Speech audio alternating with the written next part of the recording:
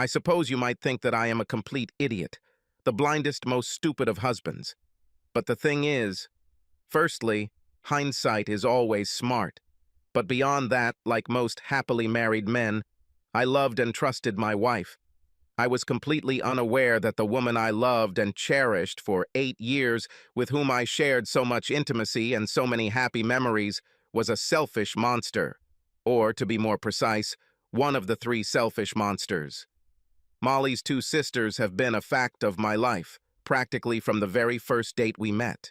I'd never met identical triplets before, and it was both unsettling and exciting to see three who looked alike, or rather, three gorgeously alike, when I went to pick Molly up at her apartment. We met at the grocery store when she asked me to reach the top shelf for some herbal tea that she couldn't get to. Molly is just 157 cm tall, curvy, and voluptuous, with jet black hair that she wears short around her ears. I'm slightly taller than 183 centimeters, so I was the natural person she turned to for help. It wasn't until our fourth date that I found out that she had seen me in the produce section, thought I was cute, and had been waiting patiently by the herbal tea for me to come over to ask for help. It was quite flattering, I tell you. What was even better was that when she told me about it, she was lying naked in my arms, and we had just finished making love for the first time. Our first couple dates were absolutely wonderful. We went to dinner and talked until almost 11 p.m. We walked in the park and fed the ducks. We went to a pretty cheesy chick flick and held hands throughout the entire movie. Pretty corny, right? But I was amazed, fascinated, and bewitched. Molly was the most beautiful girl I had ever met. Sexy, in a good way, the girl next door, with a smile that could melt the heart of an IRS auditor. After I got her tea, she chatted amiably with me, letting me think I was filming her. And I was absolutely delighted when I headed to the checkout with a date set for the following Friday. She said something vague about having sisters, but I was not prepared for three beautiful Mollys when one of them opened the door and said, "Hello, you must be Scott." I was tongue-tied. "And you, aren't Molly?" She laughed, just as charmingly as Molly had when we talked at the grocery store, and said, "No, I'm Hannah. Molly, Amy, and I are triplets. Didn't she mention us?" "Yes, I probably did, but for some reason I haven't heard anything about the twins." Hannah laughed again. "Molly does that sometimes. She just has a little fun at your expense. I'll go get her. Come in." There was another Molly in the living room, but of course, it was Amy.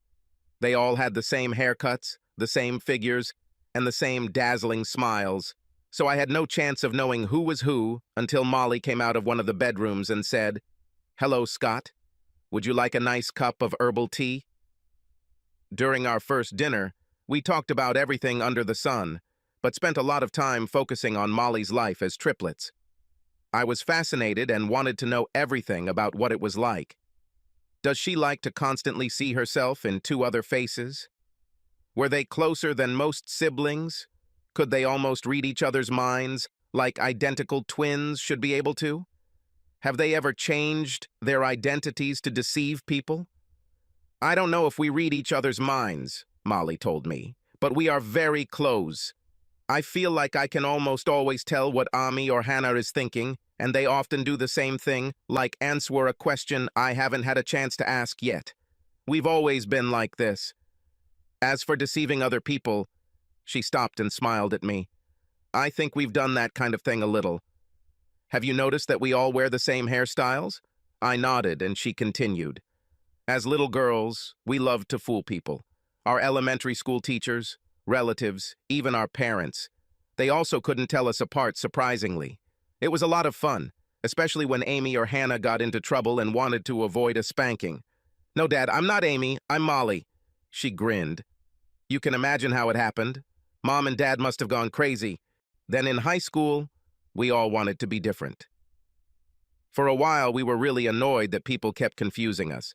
So we wore different hairstyles, went to different classes, and did different activities. For example, I was on the yearbook staff, Amy wrote for the newspaper, and Hannah played field hockey. But after a few years, we began to lack interchangeability. So we returned to external similarity. Every now and then, I would take a chemistry test for Amy, or Hannah would do an oral presentation for me. It helped us all a little with our grades, you know? She grinned. And there was one time when Brad Hendricks asked Amy out on a date during our junior year. She was crazy about him, and when she came down with the flu on the morning of their date, she was beside herself. She cried and moaned, saying that he would never ask her out again if she canceled it. In the end, she convinced me to be her for one evening. It wasn't hard because it was their first date, and they didn't know each other very well anyway. Starting with date number 2, Amy took over again, and they dated for almost a year. She never told him that I was her stunt double. Years later, of course, I recalled this story with a great deal of bitterness. But as I said, at that time I was sitting at the table opposite a beautiful, cheerful, charming girl. I was already crazy about her. And the fact that she seemed to like me too was incredible, like a miracle. The 3 girls had gone off to college and were enjoying living on their own. But they also missed each other. So after college, all 3 moved back to Cincinnati. They found a large shared apartment, and that's where I went to pick Molly up for our date, where I first met her sisters. So we can fast forward 8 years.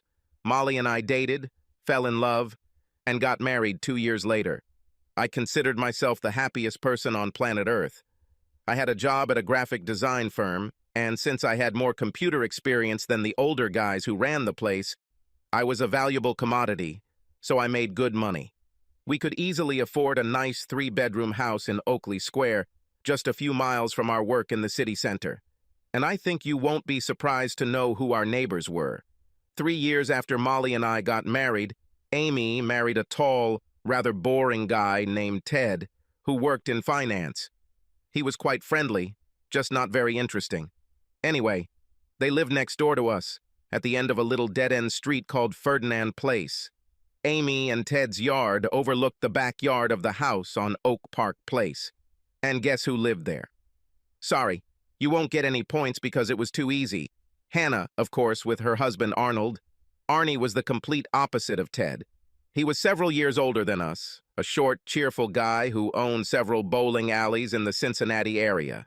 He smoked cigars until Hannah made him quit, told funny, often raunchy jokes, and was terrific company. They got married a few months before Amy and Ted. It was no surprise to any of the 3 husbands that our wives insisted on living so close to each other. They were almost like Siamese triplets, joined at the hips. Ted, Arnie, and I were used to them finishing each other's sentences or seeming to say the same thing at the same time. We've also become accustomed to their need to get together every evening, and I mean practically every night, to chat before bed. They would meet in one of our 3 kitchens around 9:30 or 10 p.m., chat a little, and then each go home to her husband. Even after 8 years of living with Molly, I could never be completely sure which one was the triplets, and Ted and Arnie admitted that they had the same problem. We have all become very good at noticing what clothes each wife is wearing, or who is wearing a particular necklace or earrings. As we celebrated Christmas with Pam and Donald, their parents, it became clear that they had as much difficulty distinguishing between their daughters as we did. This does not mean that their characters were the same. Amy was a little tough, a little more prim and conservative than her 2 sisters. Hannah, on the other hand, was wild. She drank a little more, told more dirty jokes, and would certainly be voted most likely to be a topless bar dancer of the 3 sisters, although I don't think she ever did. My Molly was in between, and I thought she was perfect, sweeter and more outgoing than Amy, but more level-headed than Hannah. So it's not that you didn't notice the differences between the sisters when we all spent time together. Rather, it was that you could not tell by or voice which one was which. In another way, it can be said this way. When they wanted to deceive you, you had no chance.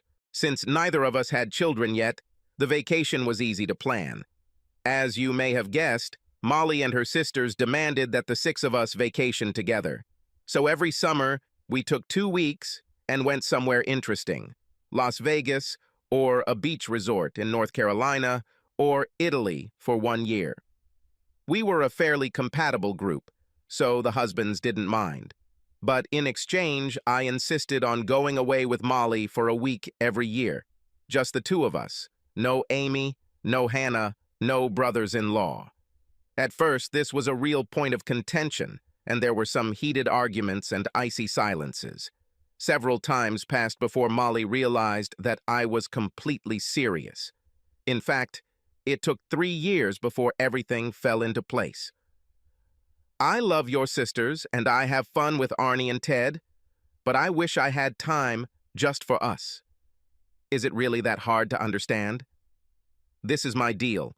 You get a 2-week trip with all of us every year, and I get 1 week with you alone. I must have given that speech 10 times. But it wasn't until the day before the trip to Italy, when Molly came home from work and saw that I hadn't even started to pack, that she gave up. That was the argument. But I firmly said that if she did not agree to spend a week with me, I would stay at home.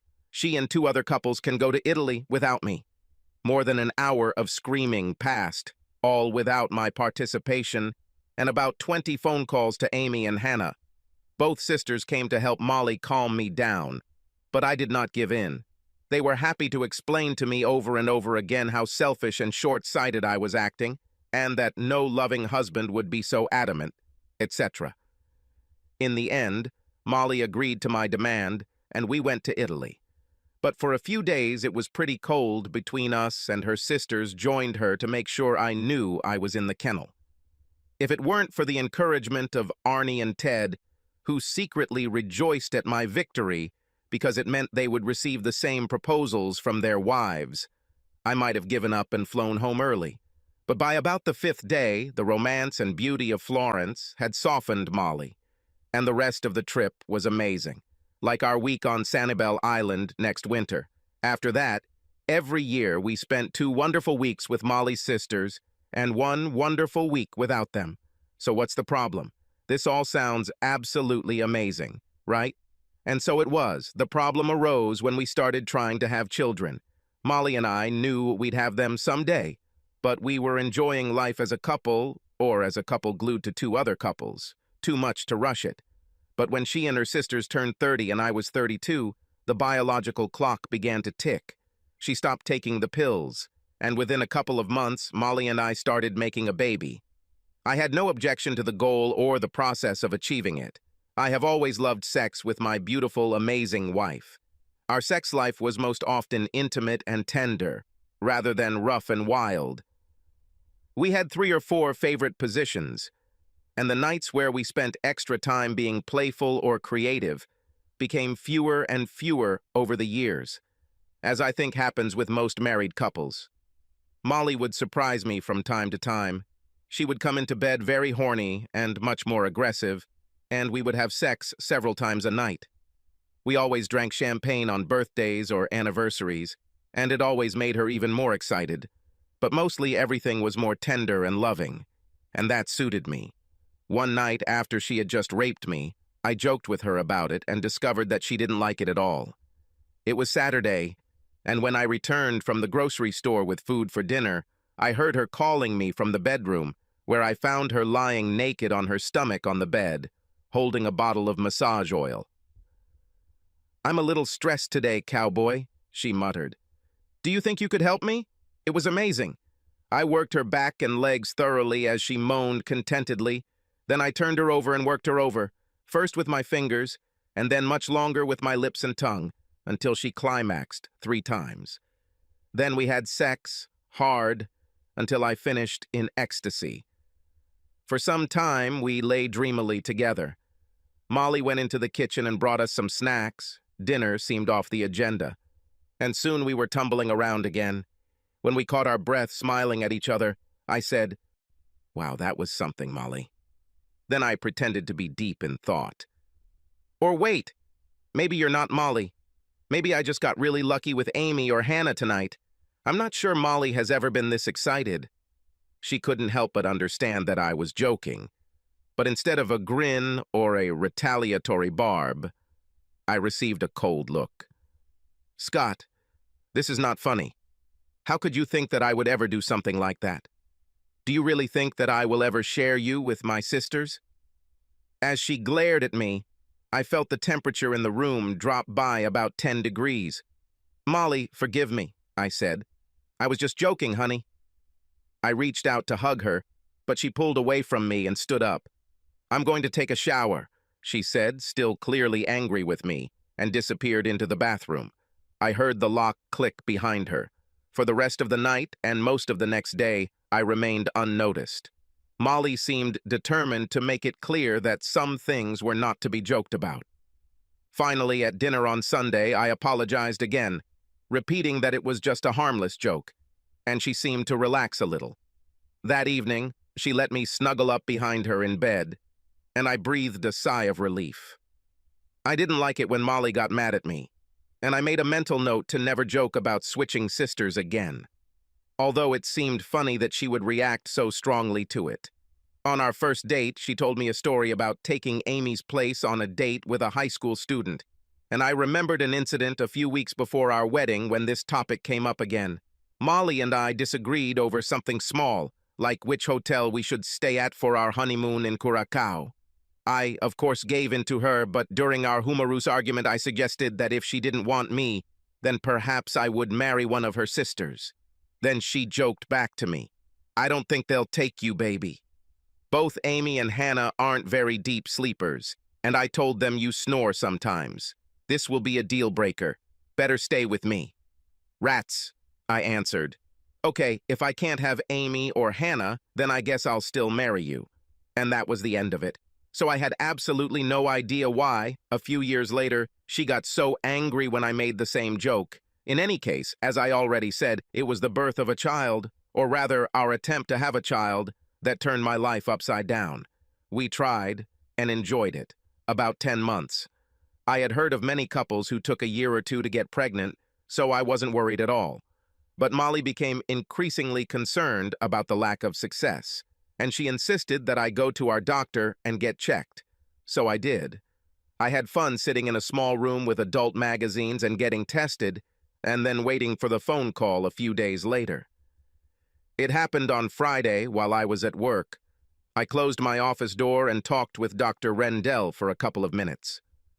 Well, Scott, you have nothing to worry about, he said. The sperm count is slightly lower than normal. It is about 70% of the average for men at the age of 30, but there is nothing to worry about. Your sperm are healthy and strong, just not as many. You and Molly should have no trouble conceiving, but it may take a little longer than some couples. This was good news, and I was looking forward to getting home and calming Molly down. But for some reason, it slipped my mind. At dinner, we had a long conversation about the politics of the city of Cincinnati, and I forgot about it. The topic came back to me, only at almost 23 o'clock. That evening, the sisters' usual gatherings took place in our kitchen. I watched basketball on TV and then went to bed. I often fell asleep before Molly got up, but just as I was about to drift off, the news about my sperm count came back to me, and I felt like I had to tell Molly immediately. So I grabbed my robe and headed downstairs, deciding that I would interrupt the conversation in the kitchen to tell Molly that we had nothing to worry about. As I walked through the living room towards the kitchen, I heard a burst of boisterous laughter from the three sisters through the closed swing door. I smiled to myself, thinking for the 100th time about how much they were enjoying each other's company, and instead of heading straight to the kitchen, I paused for a moment to eavesdrop on their conversation. It was completely innocent, I swear. I just couldn't help but be curious about what they were chatting about so cheerfully. I didn't have the slightest idea what I was about to hear. Voice number 1. Well, if he's not the best, why do you always want to change with me? Voice number 2, giggling. I didn't say that Arnie isn't the best. I just said that he doesn't caress private parts as skillfully as Scott does. Voice number 3. Or is it still number 2? I can't tell. Besides, you greedy cow, you still get Arnie more nights every week than any of us. Plus the weekend, another voice interrupted. So you probably shouldn't complain about your situation. More laughter. I stood there in complete shock. To say, I couldn't believe what I heard is an understatement. I couldn't believe it. Change? Having sex with each other's husbands? I quietly sat down on a chair, trying to come to my senses, and again tuned into the conversation. Almost a year, and I just don't think Scott can do the job. It must be Molly, I thought. So you have a plan B? Yes, if his spermogram does not return to normal. He got tested about a week ago, so we should know at any moment now. How are we going to do this? No problem. I'll just spend a few nights with Ted when I'm most fertile. Either way, it's a little boring being with Scott every night. And at the end of the cycle, when I'm safe, I want to spend a couple of nights with Arnie. Under no circumstances, Moll, this is not foolproof. You won't get Arnie again until you're pregnant. Laughter. It was too early for my shock to turn into anger. I tried my best not to believe the only conclusion I could draw from what I heard. Molly intended to let Ted get pregnant with his child. I realized that Ted and I were very similar, even though he was 3-4 inches taller. We had the same hair and eye color and general body type, unlike Arnie, who was shorter and heavier. I sat motionless, terrified, on a chair in a dark living room, experiencing the sudden end of my happy marriage. I could barely think, and then it dawned on me that the coffee clutch in the kitchen was falling apart. I quietly retreated to the bedroom, where I jumped back into bed and lay motionless. As stunned as I was, I knew I could never confront Molly without thinking first. And anyway, who knew which sister would come to sleep with me? So I calmed my breathing, and when a few minutes later one of the girls slid into bed, she assumed I was already asleep. I felt a gentle kiss on my cheek, and her soft voice said, "I love you, baby," as Molly often did before bed. It was all I could do not to jump up and scream at her, "Oh, you cheating slut! Then how do you explain that you're having sex with 2 of my brothers-in-law?" But I lay still, controlling my breathing. I waited for her to fall asleep. Planning. After a few minutes, I heard Molly's, or whoever's, breathing become slow and regular. But I waited a full hour to be absolutely sure she was asleep before getting out of bed. I thought about how they could pull this off and immediately realized that it wouldn't be difficult at all. If they changed husbands just for sex, they would change clothes during evening meetings. They all worked part-time as co-managers of the interior design store, so none of them left the house in the morning before Arnie, Ted, and me. Changing clothes in the morning would be easy. The only difficulty could be weekends. Either we were sleeping with our own wives on the weekends, I thought, or they were making arrangements to switch to another day. But it would still be possible, since the 6 of us would have a barbecue, brunch, or some kind of get-together almost every weekend, and if not, a quick trip to my sister to pick up the catalog she prepared for me, or under some other pretext. No, figuring out the how wasn't difficult.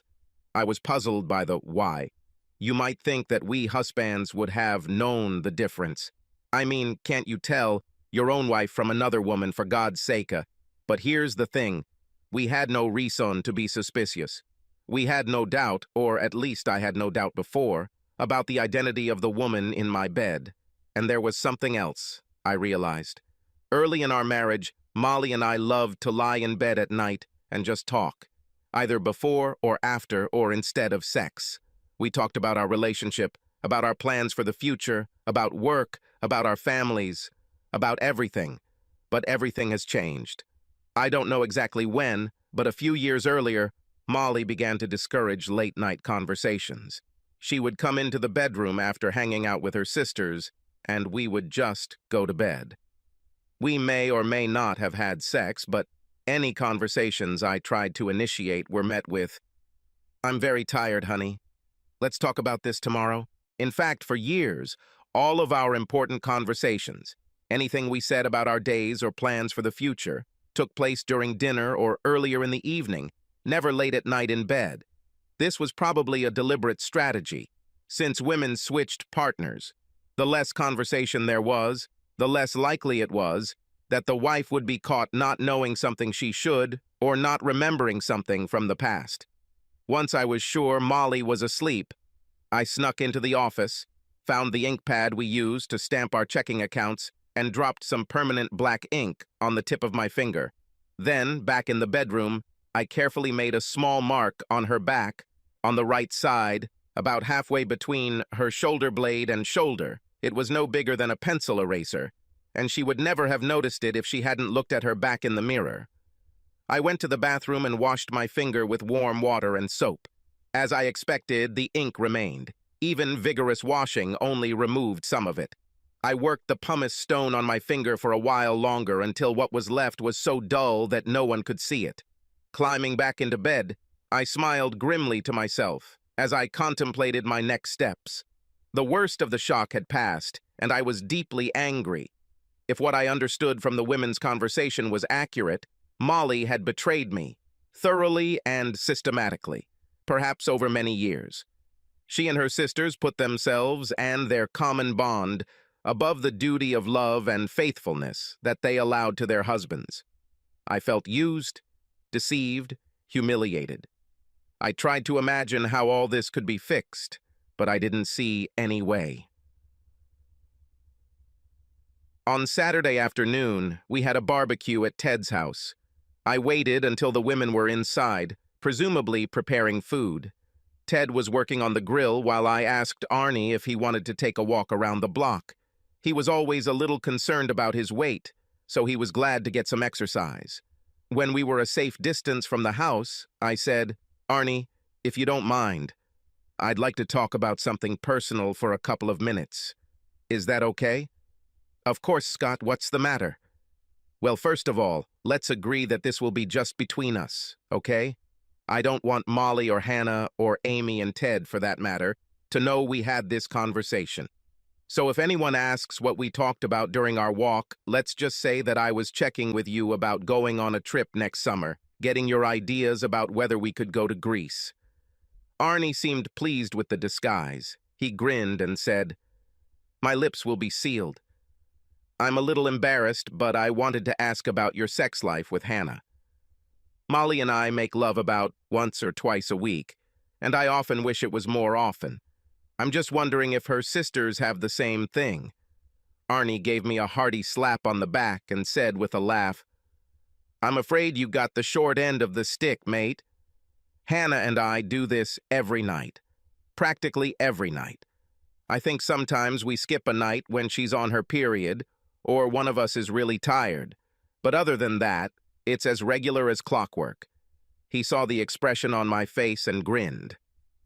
"Choose the wrong sister, huh? Well, how could you know, or any of us for that matter? I guess I was just lucky." Keeping a disappointed expression on my face to hide the rage I was feeling, I said, "I think so, Arnie. Tell me, has it always been this way? I mean, from the very beginning of your marriage?" He thought about it. "Almost always. Hannah and I have this routine. I guess you could call it a little game that we play. Do you know how girls gather in someone's kitchen in the evenings?"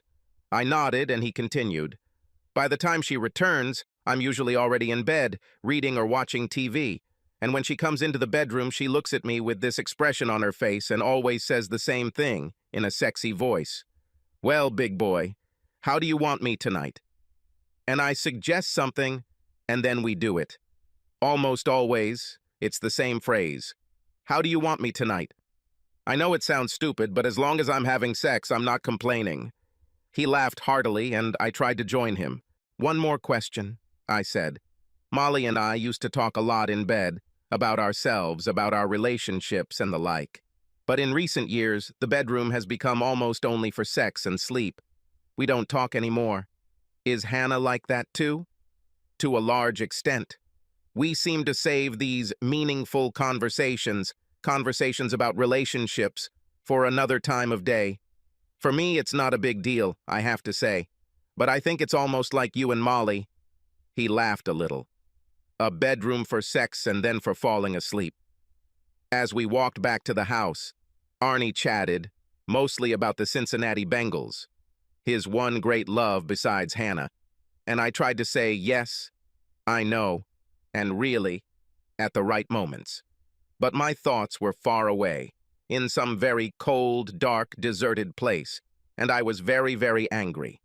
I managed to get through the entire afternoon and evening without breaking down, although people noticed that I was a little withdrawn.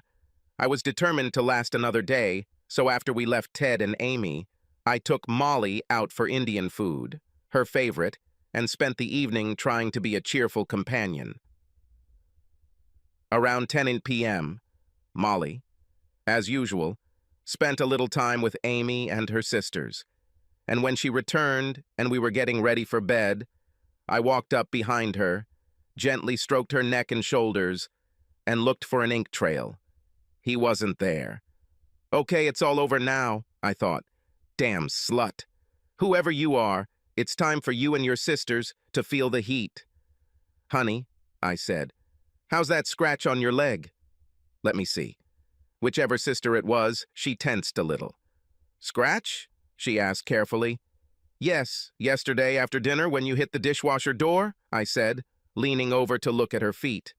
Oh, this, she said, a little too casually. Everything is fine. There's not even a trace left. Yes, you're right, I answered, looking closely. I don't see any traces. This is cool. Back then, it really looked disgusting. I straightened up and saw her practically sigh with relief.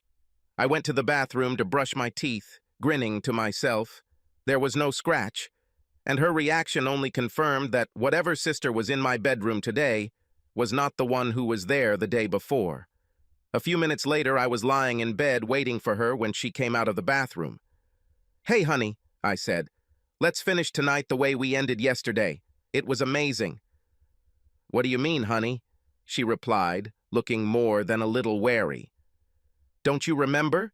You came downstairs with a sparkle in your eyes and said something like, "So, big boy, how do you want me tonight?" It was so hot. And I said, well, giving my manhood some credit might be a good idea. And then you pushed me back onto the bed and caressed and teased me until I went crazy. And then you climbed on top of me and rode me like a wild woman. God, that was fantastic. Don't you remember this? For a moment, Molly looked completely stunned. Then a pained expression appeared on her face, and I saw that she was thinking quickly. Of course I remember, honey. I'm just not sure that tonight I'm ready for something so energetic again. Okay, I said. Let's go slow and gentle instead, if you want. But tell me those things you told me last night, okay? She slid into bed and immediately hugged me, pulling me close to her so that I couldn't see her face. Of course, baby, she muttered. I'll say whatever you want. I just like to excite you. What things did you particularly like? I chuckled to myself. You won't get off the hook that easily. Oh, that's it. What you said while we were doing this. She was silent while we stroked and caressed each other. I was instantly aroused, even though I was angry. But, surprise, surprise, Molly seemed to have a harder time getting into the right frame of mind. My usual stroking and so on did not excite her at all. I pulled back to look at her. Is everything okay, honey? I asked innocently. It seems like you're not quite with me today. Catching my gaze, she replied, Sorry, Scott, I guess I'm just a little tired and my stomach is bothering me. Probably because of the spicy food. Let's make love, but please don't expect me to be wild and crazy again today, okay? I smiled lovingly and said, Of course, Molly. Let's do it missionary style, softly and tenderly. We can save all your hot words for another night. She kissed me with relief. What followed was completely ordinary, everyday, pleasant sex between married people, just as it had been on countless previous occasions with my wife Molly. At least, I always thought it was my wife Molly. Sunday was the day everything went wrong. All three couples had brunch planned downtown at Trentino's, a place we all loved, and then we headed back to Arnie and Hannah's. The men watched the Bengals game, and the sisters talked and laughed together all day. Couldn't be happier. I had Molly at gunpoint all morning, making sure she didn't call either of her sisters ahead of time. I realized that she was very angry, thinking that my Friday bed partner, whoever it was, had not properly informed her about either the scratch on her leg or the wild sex with me. When we were all seated in the Trentino restaurant and the waiter took our drink orders, not 10 seconds had passed before Molly looked pointedly at one of her sisters and said, Hannah, I need to powder my nose. Could you join me? And they left, Molly with an angry and gloomy look, Hannah with a slight bewilderment. Several minutes passed before they returned. This time, they looked the same, pale and worried. They fumbled with their drinks and kept losing the thread of the conversation. Both of them tried their best not to look at me, but I saw intense glances whenever it seemed that I was not looking at them. As I suspected, Molly must have blamed Hannah for not telling her what she and I had done the previous night. Hannah told her there were no such things, and they both started to worry, very worried. Only Amy seemed unaffected at first, chatting happily with her sisters and us, but after a few minutes, she caught the mood. She didn't know what was wrong, but it was very clear that something was wrong. As we finished our eggs Benedicts, salmon omelet, and Belgian waffles, she said to Hannah, with carefully considered casualness, "Honey, one of my contacts is really bothering me. Could you go take a look?" And when they returned a few minutes later, 3 pale, intense sisters were sitting at the table. None of them looked at me or took part in our conversation. Their nervousness and distress continued throughout the day, to my great delight. While Ted, Arnie, and I were enjoying the Bengals winning a game for a change, the girls were lurking in the back of the house. We didn't hear a word from them for 3 hours, and when it was time to leave, neither of my sisters-in-law could look me in the eye as we hugged goodbye. And dinner at our house passed in silence, although I reveled in putting on a cheerful facade by telling Molly funny stories about work colleagues or our vacation plans for the coming year. She barely managed to smile or respond in monosyllables at appropriate moments. I could tell she was terrified. All evening, while we were cleaning the kitchen and watching TV, I pretended that everything was fine, and I watched Molly, with fear and horror in her eyes. Around 9:15 p.m., she said, "Honey, I'll go see Hannah for a while, okay?" "Sure, baby. While you're gone, I'll probably pack my things and put them in the car. Of course, I'll need a truck for furniture and stuff, so I'll do that later in the week." The color disappeared from her face. "Scott, what are you talking about? Why do you need to pack your things?" I replied casually, "Because I'm leaving, of course. You don't think that I will continue to live in a house with a lying, cheating slut?" She gasped and stared at me. "Honey, I don't understand what—" I just looked at her, and her words were cut off. Of course she understood, but she didn't know how to finish the sentence. "See you when you get back," I said, and turned towards the stairs. "No, Scott, wait!" she screamed, her voice shaking. But I ignored her and went to pack my things. I thought her first step would be to call her sisters, and I was right. No more than 3 minutes later, Molly appeared in the bedroom doorway and said, "Honey, Amy and Hannah are here. Could you come down and talk to us?" She looked terrible. Her cheeks were stained with tears, and her makeup was running. She looked very frightened and unhappy. And for a moment, just for a moment, I even felt sorry for her. "Yes," I answered, turning away. "I'll come down in a minute." I quickly looked into the room for a digital voice recorder, a small one about the size of a cigarette pack that I sometimes used to take dictation notes in the car. I set it to record and put it in my pocket. When I arrived in the kitchen, 3 women were already sitting at the table, looking tense and unhappy. I sat down, looked from one to the other, and asked, "So?" There was a long silence. None of them wanted to start. Finally, Molly said, "Scott, you know how much I love you, right?" "Sorry," I said coldly. "Which sister are you?" "I'm Molly," she shouted. "Your wife." "Oh, really? Please wait a minute." I walked around behind her and examined her back. No black spots. I checked the other 2 sisters, and on one of them she was there. They looked at me with confusion. I sat down again. "Okay," I said. "For the sake of argument, let's say you're Molly. Then where did you sleep on Friday night when your sister was here?" And I pointed to the one with the mark on her back. "Lay in bed with me?" They all stared at me. "Take your time," I said. "I'm not in a hurry.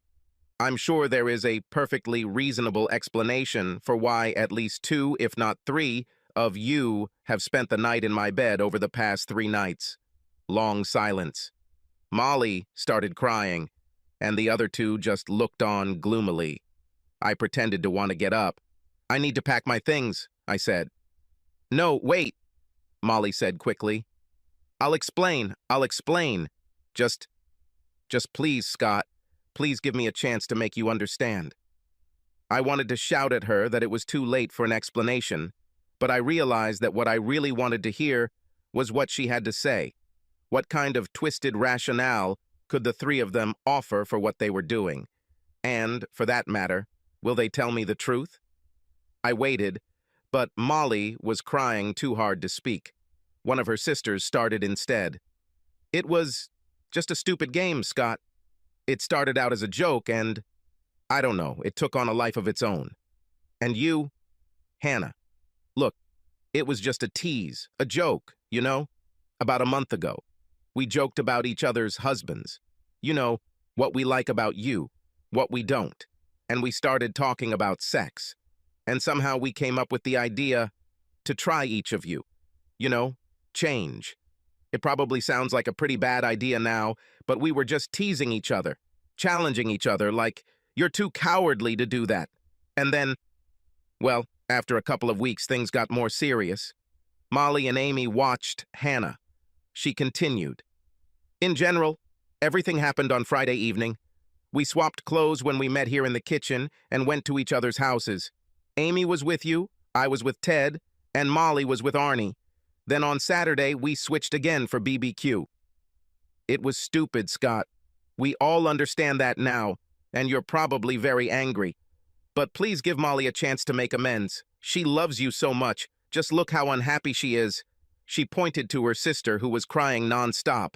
So, I said, Amy was with me and Molly was with Arnie? They all nodded. I turned to Amy. So how was it, Amy? How does sex with me compare to sex with good old Ted? Amy looked stunned. I don't know, Scott. It was great, actually. Yes? Great. Please refresh my memory. How did we do it? What exactly happened? Amy couldn't meet my gaze. I actually don't remember. It was just 2 nights ago, for the first time in your married life. You swapped husbands with one of your sisters, and you can't remember what we did? Do you have early-stage Alzheimer's or something? I turned back to Hannah. Nice try, Hannah, but your story is complete nonsense. Yes, it was Amy in my bed on Friday night because I put a black ink mark on her back after she fell asleep, and it's still there, but we didn't have sex at all.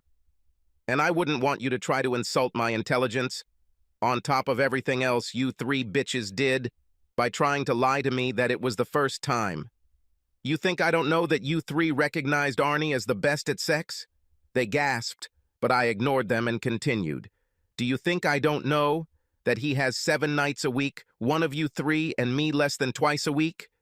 But I get the consolation prize, don't I? I get the opportunity to caress your intimate place whenever you want it. I stopped to see how they would take it.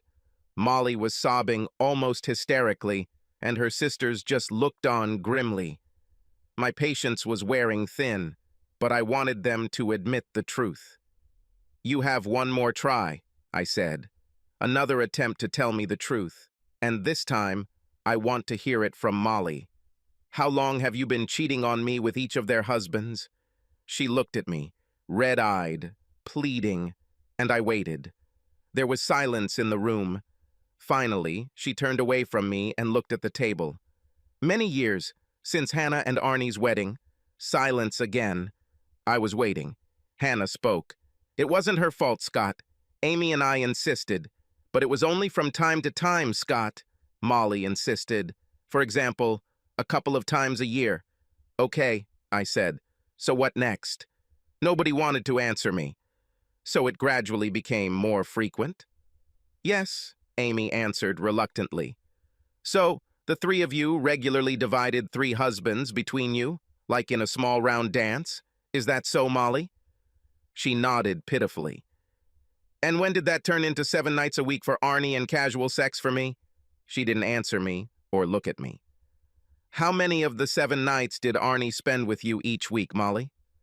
1 or 2, she muttered. Just wonderful, I said. I had already heard all I could stand, and there was no reason to listen anymore. It was just sex, honey.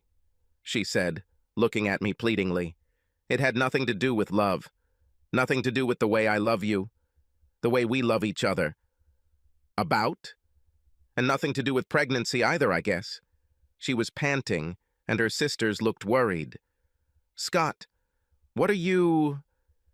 Do you think, I don't know, my dear devoted wife, that you were going to get pregnant with Ted's child because you didn't think I was up to the task? She gasped. No, Scott, and stood up, walked around the table to hug me. I stood up and pushed her away from me, and she tripped over the refrigerator. You bitch! Don't ever touch me again!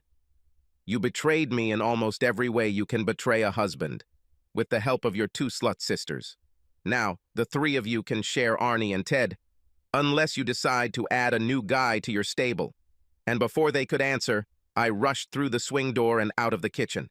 I grabbed my suitcase and walked out the front door and didn't see them again, although I heard crying in the kitchen. I spent an angry, sleepless night in a Hyatt hotel room, and in the morning I took a day off from work and went to a lawyer, then to the bank. And I made an appointment to meet Arnie and Ted for lunch. I did it so urgently that Ted canceled the scheduled meeting. We sat in a booth at the diner and ordered sandwiches, after which I wasted no time.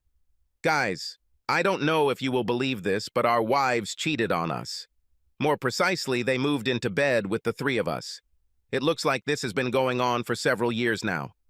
Arnie was completely shocked, but to my surprise, Ted just nodded and said, I guessed something like that was happening. I didn't want to believe it, but we both stared at him. What made you suspect? I said. There were simply too many occasions when Amy forgot something, when she didn't remember a conversation that had taken place earlier in the day or the night before. I wasn't sure, of course, and I wasn't going to make any accusations until I had solid evidence. So I kept notes about what she forgot. I decided that when I have something more convincing, I will talk to you two. Anyway, how did you know? He asked. I told them about the conversation I overheard and then about the ink mark trick. Ted looked thoughtful and Arnie repeated, Unbelievable, Lord. Unbelievable. When I finished, he said, Are you sure, Scott? I mean, it's so crazy. I said, Here is a recording of the conversation I had with the three of them last night, and played the tape without further comment. When it ended, we looked at each other gloomily and then began to talk seriously. Both Arnie and Ted called their offices and said they wouldn't be there that day. I said I was divorcing Molly. There was no turning back. They didn't yet know what they would do. We talked for a couple of hours and I realized that, ironically, I had never felt closer to my two brothers-in-law. They were both great guys, and I will miss them. I found an apartment I liked, came back with the truck, picked up a few pieces of our furniture, and moved into it. By the end of the week, I had removed the remaining clothes and belongings from the house. Molly called me repeatedly at work and on my cell phone. I told my assistant to decline her calls and arranged for a new cell number. Keeping my apartment's phone number on an unregistered list also turned out to be a good idea. I filed for divorce and began to make plans for my future life. On Thursday, I had a very strange conversation with Barbara, one of my friends from work. Everyone in the office probably saw that I was distracted and angry, but she still asked me about it. I practically told her the whole story, and her face showed a mixture of surprise, sympathy, and some kind of perverted pleasure. This made me angry, and I told her that. I'm so sorry, Scott, she said. Of course, I'm not happy about what they did to you. It's just... She looked a little embarrassed. It's just... Well, I always had the idea that you and I could, make a good couple. I stared at her. Barbara was not only a good person, generous and funny, she was also tall and very beautiful. I was always vaguely aware of how attractive she was, but I was so in love with Molly that I didn't even think about it. Now, suddenly, it seemed worth thinking about. She and I talked some more. We kept everything a secret, but Barbara saw that I thought about her in a completely new way. Through my lawyer, Molly begged and asked for a meeting with me, for a chance to explain everything. I was sure that she would not be able to tell me anything that could change the situation even a little, but I met with her anyway, and I was right. We were in my lawyer's conference room, alone, about 6 weeks after I moved. I sat and waited when she came in, sad, but still very beautiful. I waited for her to sit down. "So, Molly," I said, "how are you doing? Are you already pregnant with Ted's child?" She blushed. "No, Scott, I'm not having sex with Ted or anyone else, and I'm not going to get pregnant by anyone but you." "You know," I said, "that night when I overheard you in the kitchen, I was just about to tell you that Dr. Randall said my sperm were fine. A little low, but strong enough to make babies. There would be no need to rely on Ted's help. On the other hand, you still had sex with him and Arnie regularly, so I guess it doesn't make much difference." She was already close to tears. "Please, Scott, let me explain everything. Can you let me tell you how sorry I am, how terrible I feel?" "Do you think you feel worse than I do, Molly?" She looked at me sadly and shook her head. "Okay," I said with a sigh. "Continue. But do me a favor. Don't tell me how much you love me. Don't tell me that what you did has nothing to do with you and me. Just don't. Okay?" "But Scott, this had nothing to do with you and me. It was, I don't know, just a crazy thing that Hannah, Amy, and I did. We've always done this since school. Our little game, not meant to hurt anyone. Have you done this with all your boyfriends?" "Almost everyone we've met for any length of time. My sisters and I have always been so close, and I think that, I don't know, made us closer. We shared everything, clothes, gossip, friends, even boyfriends." I sat quietly and let her continue. "What the hell? I was learning something. When you and I got married, I thought it would stop, and it did for several years." "Wait a minute," I said. "Did your sisters have sex with me while you and I were dating?" She blushed. "Yes, 2 or 3 times. I didn't really want to, especially when things got serious between us, but we had always shared in the past and they were very persistent." "Well," I said sarcastically, "I guess I passed the test because you didn't leave me." She didn't say anything. "Molly, you just don't understand, do you? You played me like a fool just so you and your sisters could have fun. You've been having sex with Arnie instead of me for years because he was better in bed than me. Have you even thought about how this makes me feel? What the hell is so good about it?" "No, wait, don't answer. I don't want to hear it." Her lips trembled. "Scott, I know it was terrible, but you know, you also had sex with all 3 of us." "But I didn't know that. You dumbass, haven't you realized this yet? Even if we talked about switching places, which I would never agree to, but no matter, if we decided to do it, I would get pleasure and excitement from sex with other women. But I didn't know that it wasn't you, Molly. For me, it was always you. Not someone new and exciting, just the woman I loved more than anything in the world. I was getting more and more irritated. How could she understand so little about what she and her sisters had done?" "Listen," I said, "it's simple. I was your husband. You should have put me above everyone else. Our relationship should have been above your relationship with anyone else.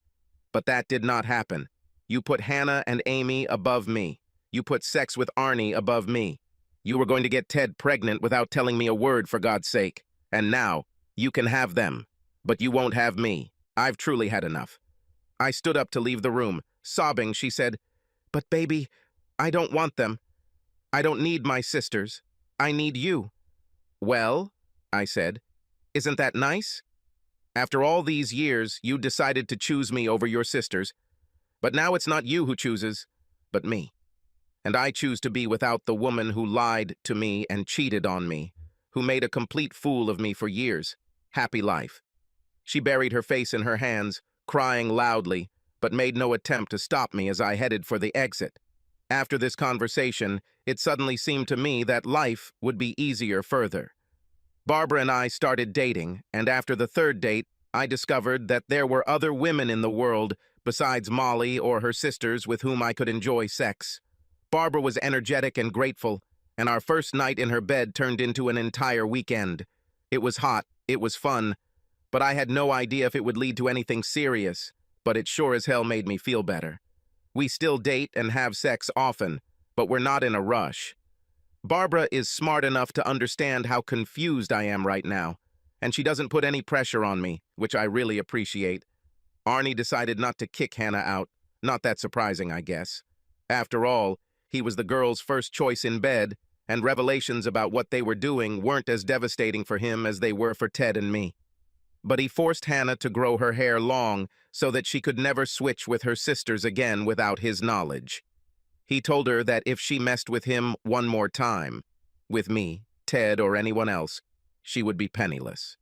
And he said he wouldn't mind continuing to have sex with Amy or Molly from time to time, but when he wanted, not on their schedule. Arnie told me that Hannah looked pretty pissed when he said that, but she kept her mouth shut. She knows she's on very thin ice right now, he told me with a grin. Ted found a way to hurt Amy the most of all, even though he didn't do it intentionally. He got a really good job in Chicago and told Amy he'd be moving there in 3 weeks. You can move there with me and we can find a counselor and try to fix our marriage, he told her. Or you can stay in Cincinnati with your sisters. Choose. Now Amy is suffering. She can't let Ted go, but she also can't live without her sisters. Damn bad if you ask me. Fuck her, fuck all 3 of them. Subscribe to our channel so that your second chaff doesn't cheat on you, and go ahead and listen to the next story, because this story is nothing compared to the next one. If you're under 18, don't even think about listening to the next one.